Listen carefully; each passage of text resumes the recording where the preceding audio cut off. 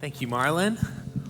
Well, morning, church family. It's good to be with you today. We are finishing our series on the Sermon on the Mount. It's actually coming to a close, and we've made it.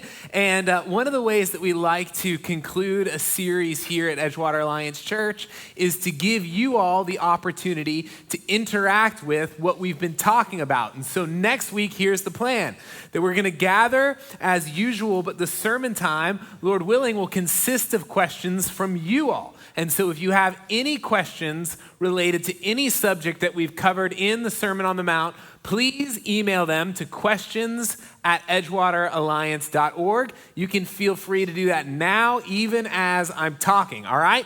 Just please get those questions into me by Tuesday, because Wednesday is my primary sermon prep day, and I want to have time to be able to work through your questions. So get those in and participate in that discussion. I said this last week, I'll say it again. We're not going to put your name on the screen, all right? So don't feel anxious like, hey, was this a dumb question? Just send it in, all right? And let's talk through as many of those as we can get to.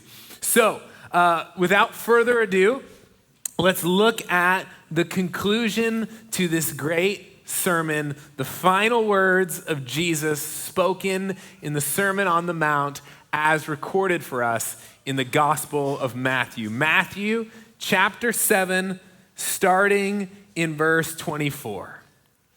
Therefore, everyone who hears these words of mine and acts on them will be like a wise man who built his house on the rock.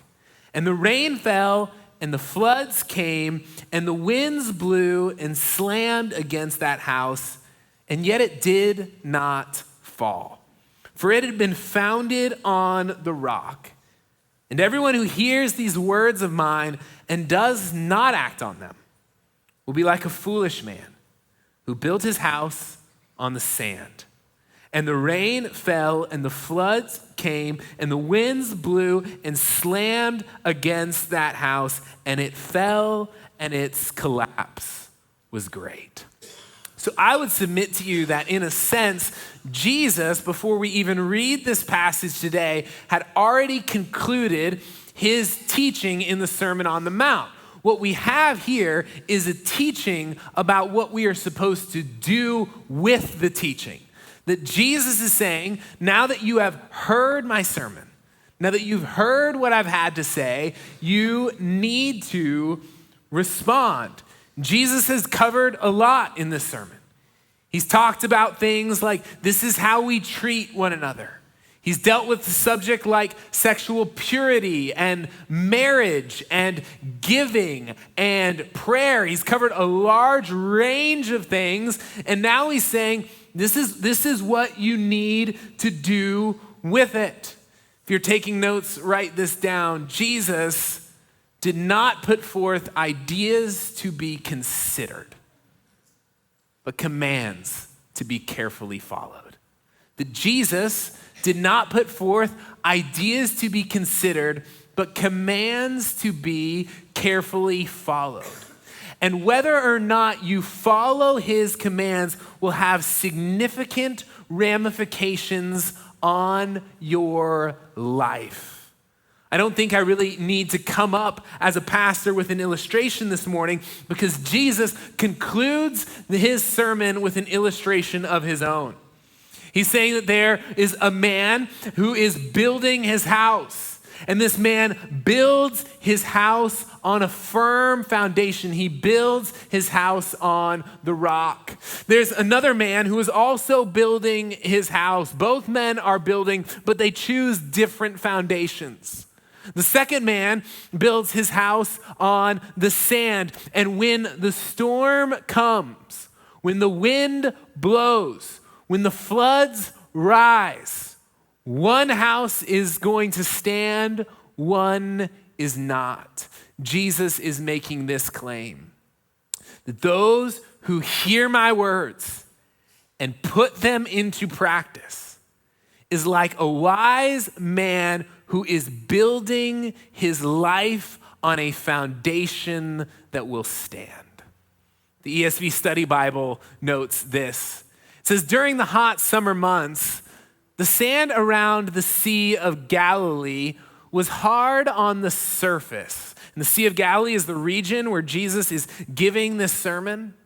But a wise builder knew that he needed to dig several feet below the surface to the bedrock in order to establish the foundation for his house. Hear me, your life is like a house. It has a foundation that you have been building on and continue to build on. And this is true whether you laid the foundation of your life deliberately or not. We're going to be a little bit more technical today, a little bit more philosophical today. If you're a coffee drinker, you should have had your coffee. And I'm going to sit for a moment while we chat. Listen, you have some ideal, some goal, some philosophy, or some theology that is the foundation to your life. The foundation, I would say, is the largest voice in your inner world when it comes to your decision-making process. It is the primary lens through which you view the world. It is your worldview that facilitates your answering of what you perceive to be life's biggest questions. Questions like, why am I here? What am I supposed to do with this life that I have? How am I going to live? And you might have given these questions a lot of thought. You might have wrestled with these in a dark night of the soul. You might have remembered really digging into these questions in college, in philosophy. These might be the questions that you try to drown out with constant noise or infotainment. But these questions might linger.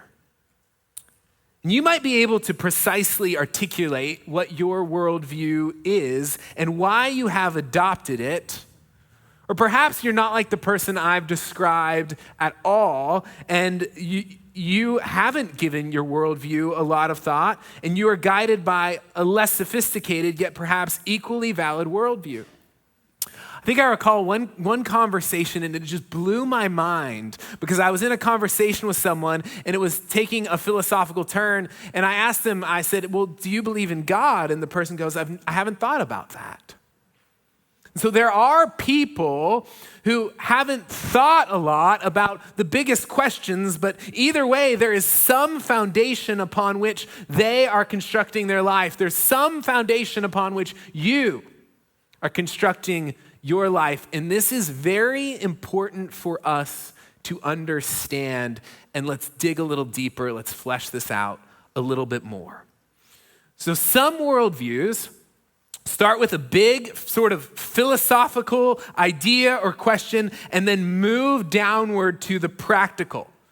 Big philosophical questions like, does God exist, for example? And if he does exist, what kind of God is he or she or whatever? Is he powerful or not? Is he omnipresent or not? Is he good or not? Does he care about what we do with our lives or not? If he doesn't exist, then it would seem that we humans are at the top of the proverbial food chain, so to speak. And if this is true, then we can safely conclude that there is no purpose or moral code imposed on us from above or outside our world. From here, one might say that life is utterly meaningless, while another might say we get to create meaning. One might say there is no such thing as morality, while another might say we get to create and define morality for ourselves. But understand how these questions are answered will shape a worldview, laying a foundation, I believe, for the shaping of one's life. Craig Groeschel would note that our life is always moving in the direction of our strongest thoughts. What you believe will impact how you live. Another way, perhaps, of saying this is what you think will be the foundation of your life. And that's true whether your thoughts are complex and well-developed or whether they're simple. Either way, they're going to lay a foundation for your life. And if that is true, then we should passionately want to get the foundation right. If it is true that what you think is going to lay a foundation for your life, well, let me tell you, you want to get that right. I want to get that right.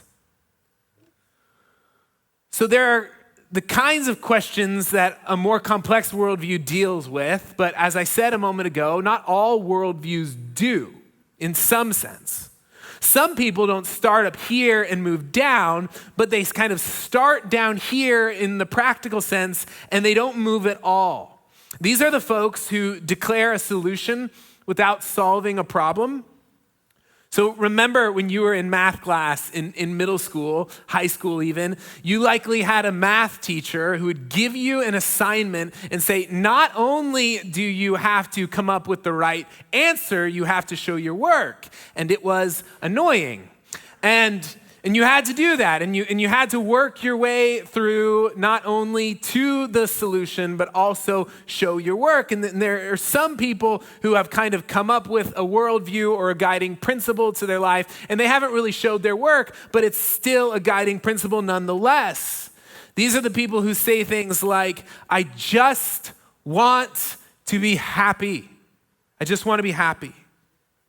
And it's not a very sophisticated foundation, but it's a foundation nonetheless, and it's where happiness matters most. I am here for my happiness. Hedonism at its finest. The primary question for this individual will be, what will make me most happy? It will also be the primary decision filter through which they make decisions about their life. What will make me most happy? I want to live where I will be happy.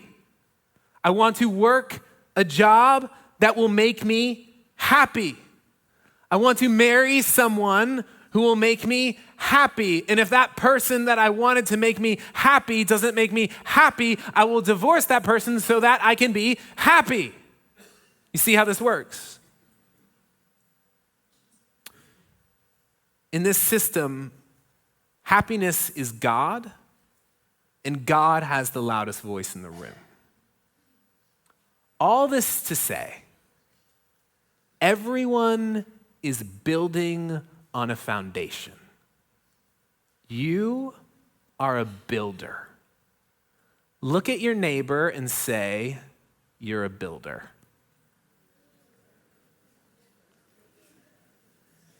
It's very quiet. We're like whispering it in here. Look at your second choice and say, you're a builder. All right. Each one of us has some worldview, some grid, some goal that is foundational to each of our lives.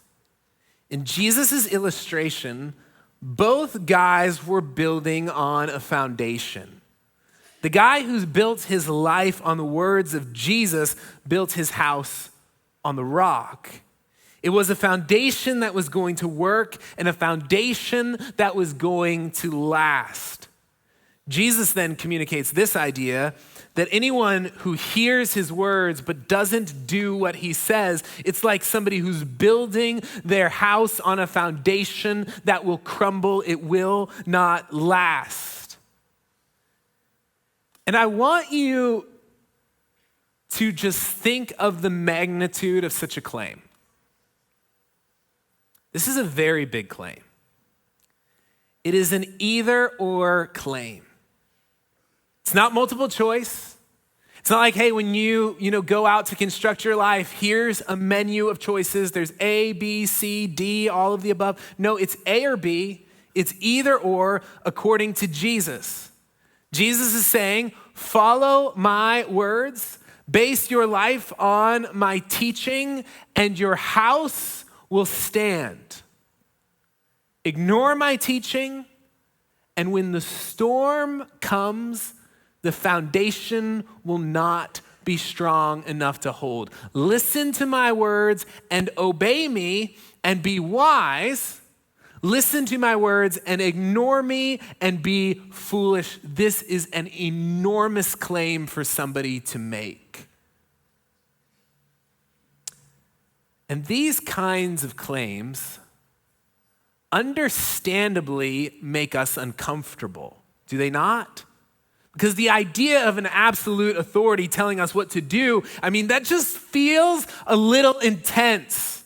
Like we might have preferred if Jesus stood up and gave a TED talk, right? Like, here's some of my thoughts. I've kind of crafted it in such a way that you could listen to it and absorb it. But here's the reality, that you can kind of come to a conclusion yourself on whether or not you want to listen to what I have to say, but that's not the way Jesus presented his material to us. He didn't present it as some TED talk or a well thought out point that's submitted to the marketplace of ideas for your consideration. He comes to us as one speaking with authority. And when we concluded what Jesus said in the Sermon on the Mount, at the beginning of our time together, we finished what Jesus had to say, but if you notice, we didn't actually finish the chapter. There were 2 more verses that were present for us at the end of chapter 7, and I'll read them to you now. They're kind of easy to miss. Like when Jesus stops talking, it's kind of like, okay, sermon over, we got it. But don't miss what the last 2 verses have to say. In verse 28, when Jesus had finished these words, the crowds were amazed at his teaching, for he was teaching them as one who had authority and not as their scribes. Let me read that again. When Jesus had finished these words, the crowds were amazed at his teaching, for he was teaching them as one who had authority and not as their own scribes. There was something different about Jesus. Jesus finishes the Sermon on the Mount, and the people who received that sermon, who heard that sermon, they're like, what is this? This is different. This is not what we are used to. And the text even says it. It even distinguishes. It says, for he was teaching them as one who had authority and not as their scribes. So perhaps what they were used to is somebody more like me.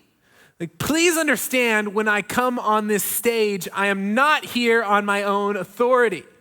If I just start telling you what Connor Neigenfind thinks about how you should live your life, feel free to leave. I don't think that's very valuable to you. I might be right on some stuff, but it's not authoritative. But that's not what Jesus did. Jesus didn't get up on the stage and kind of leverage his opinion or say, you know what I think, or here's what I believe, or here's what scholar so-and-so said about this to substantiate his claims. When Jesus stood up, he spoke as one who had authority, and people were astonished. And so I want you to feel the weight of this, because I think some people engage the words of Jesus like they engage the words of Confucius. It's like, oh, he's a respectable person that a lot of people have listened to. Maybe we should consider what he has to say. And just understand that that's not what Jesus was doing, nor was that what the original audience of Jesus heard. What the original audience of Jesus heard was, at bare minimum, that guy thinks he's an authority. A lot of them, by the way, believed he was. So understand categorically, Jesus isn't someone who's just merely submitting his thoughts to the marketplace of ideas and you can evaluate whether which ones you want to pick and choose. He's like, it's either or. It's either or. And some people might object at this point and be like, okay, I get what Jesus is saying, but am I just supposed to take that on faith? Like, am I just supposed to just blindly take it on faith? Like, Jesus said he was an authority, and he's telling me how I need to live my life, and he's making this very radical claim that if I base my life on him, it's gonna stand. If I ignore what he has to say, my life will end up crumbling. Like, am I just supposed to take that on faith? And if by faith you mean following someone without reason for doing so, then no. But if by faith you mean accepting what someone has to say because you perceive them to be a credible authority, then absolutely. And understand, this is how faith works. It's not blindly following someone without reason. It's saying, I believe this person is an authority, and so even when they're speaking on things that I don't understand or maybe don't even make sense to me, they're the authority, I'm not. And understand that this is just how knowledge works so much of the time.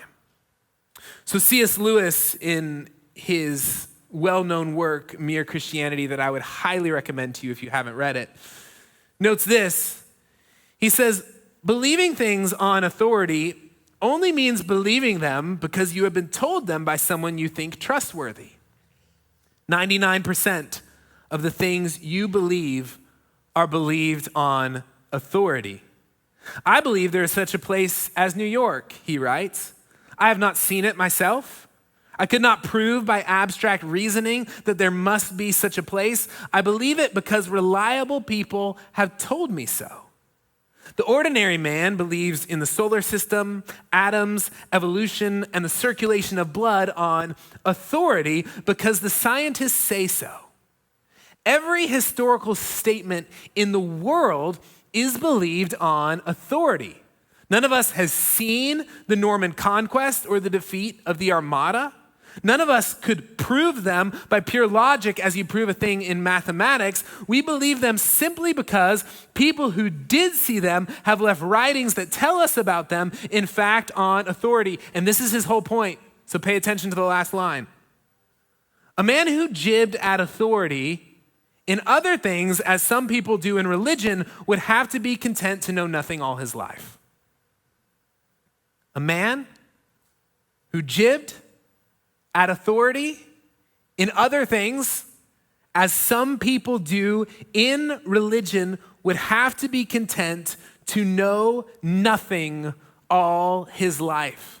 Hear me, no matter what you believe, no matter what worldview you have adopted, you believe things based on authority, and so do I. And there's nothing wrong with this. This is how the knowledge world works. That we believe things based on authority. And some people will object to this. Some people will object to this and they'll be like, no, man, I only believe science. No, you don't. Unless you are just endlessly conducting scientific experiments in your basement, you do not only believe things based on science. In fact, when people say this, they might even be referencing something they learned in the 7th grade from a teacher, which means, listen, you don't believe stuff based just on science. You believe stuff based on what people have told you about science. Oh, and in addition to that, if that's not enough to convince you, please understand that when we say science, we're not talking as though every scientist is in full agreement on all things that you refer to as science. So please just stop the charade, cut the crud, and let's just be real. You believe stuff based on authority. I believe stuff based on authority. And if we didn't base stuff on authority, we would not know much at all. This is how the knowledge world works. And so what differentiates the Christian worldview from other worldviews is not this idea that we take stuff on authority. The difference is that Christians believe Jesus to be a legitimate authority. Do you? Understand that this is very logically consistent, by the way. Everyone is believing stuff based on authority Christians believe Jesus to be a credible authority. The question is, do you? And if you don't, I have a favor for you to ask of you. Would you just answer one question for me? If he's not an authority, who is he then? Because if you're going to dismiss his authority, you ought to have a reason why. So my question is, if Jesus isn't an authority, then who is he? What is he? C.S. Lewis, again, would lay out for us three options in a famous passage from this text. And here's what he says. You must make your choice. Either this man was and is the Son of God, or else a madman or something worse. You can shut him up for a fool. You can spit at him and call him as a demon, or you can fall at his feet and call him Lord and God. But let us not come with any patronizing nonsense about his being a great human teacher. He has not left that open to us. He did not intend to. Here's what Lewis is saying. These words have been synthesized in this way, that Jesus is either a liar, he's either a lunatic, or he's Lord. Liar, Jesus was evil. Jesus knew he was not who he claimed to be, and yet claimed it anyway, intentionally deceiving other people. Option A. Option B, Jesus was not a liar. He was not intentionally trying to deceive people. It might be hyperbolic to label him as evil, but he was out of his ever-loving mind. He thought he was somebody he wasn't. He thought he was the Messiah. He thought he was the Son of God. And he went around claiming to be because Jesus was cuckoo for Cocoa Puffs. Option B. Option C. Jesus is who he says he was.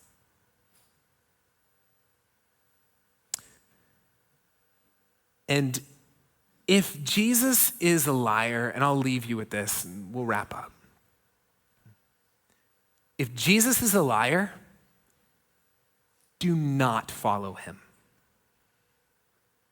If Jesus is out of his ever-loving mind, he's just a madman, claiming to be someone he was not, please do not follow him.